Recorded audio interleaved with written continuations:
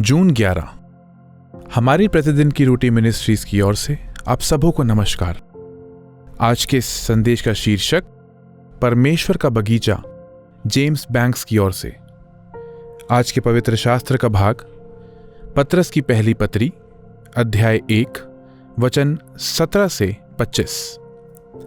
और जबकि तुम हे पिता कहकर उससे प्रार्थना करते हो, जो बिना पक्षपात हर एक के काम के अनुसार न्याय करता है, तो अपने परदेशी होने का समय भय से बिताओ, क्योंकि तुम जानते हो कि तुम्हारा निकम्मा चाल चलन जो बाप दादू से चला आता है, उससे तुम्हारा छुटकारा चांदी सोने अर्थात नाशमान वस्तुओं के द्वारा नहीं हुआ, पर निर्दोष और निष्कलंक मेमने अर्थात मसीह के बहुमूल्य लहू के द्वारा हुआ है।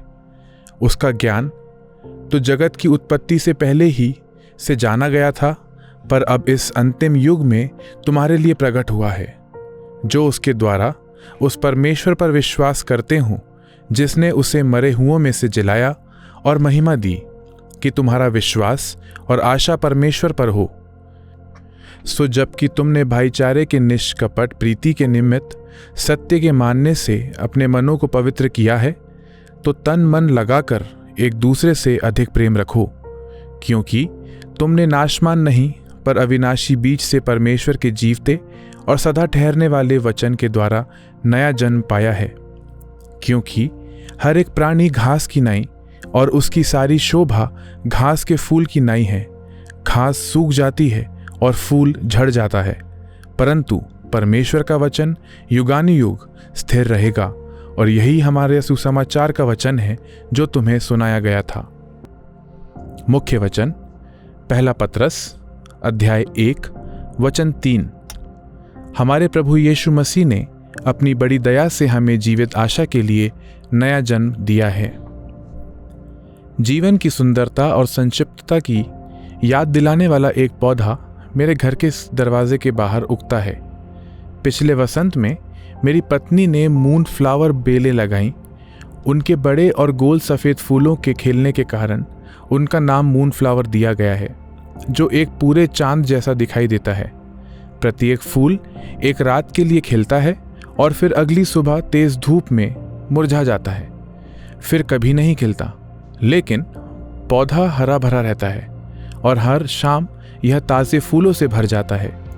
हर दिन आते जाते हम इसे देखना पसंद करते हैं और सोचते हैं कि जब हम लौटेंगे तो कौन सी नई सुंदरता हमारा स्वागत करेगी।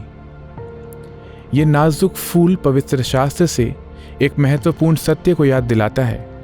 प्रेरित पतरस ने भविष्यवक्ता यशायाह के शब्दों को याद करते हुए लिखा, क्योंकि तुमने नाशमान नहीं पर अविनाशी बीज से परमेश्वर के जीवते और सदा ठहरने वाले वचन के द्वारा नया जन्म प्राप्त किया। क्योंकि हर एक प्राणी घास की नाई है और उसकी सारी शोभा घास के फूल की नाई है। घास सूख जाती है और फूल झड़ जाता है, लेकिन वह हमें विश्वास दिलाता है कि परमेश्वर अपने वादों को हमेशा के लिए पूरा करता है। एक बगीचे में फूलों की तरह अनंत काल की तुलना में पृथ्वी पर हमारा जीवन संक्षिप्त है, लेकिन परमेश्वर ने हमारी संक्षिप्तता में सुंदरता को बताया है। यीशु के सुसमाचार के द्वारा हम परमेश्वर के साथ एक नई शुरुआत करते हैं और उनकी प्रेमपूर्ण उपस्थिति में असीमित जीवन के उसके वादे पर भरोसा करते हैं। जब पृथ्वी के सूर्य और चंद्रमा केवल एक यादगार स्मृति होंगे, तब भी हम उसकी स्तुति करेंगे। परमेश्वर के साथ अनंत काल के बारे में आप सबसे अधिक क्या आशा रखते हैं? उसके कौन से वादे आपको सबसे मन लुभावने हैं? सुंदर उद्धारकर्ता, मैं अपने उद्धार के वरदान के लिए आपकी स्तुति करता हूँ। आपका प्रेम सर्वदा के लिए है और इसके लिए मैं आपसे प्रेम रखता हूँ। धन्यवाद।